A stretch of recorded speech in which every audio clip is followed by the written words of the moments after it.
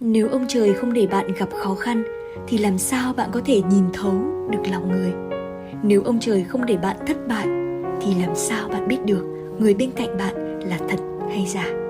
Nếu ông trời không để bạn phải cô độc thì làm sao bạn biết tự suy ngẫm lại? Nếu ông trời không để bạn gặp được quân tử và tiểu nhân thì làm sao bạn có thể đề cao cảnh giác? Ông trời rất công bằng với mọi người. Có người khiến bạn khóc thì nhất định sẽ có người làm cho bạn cười.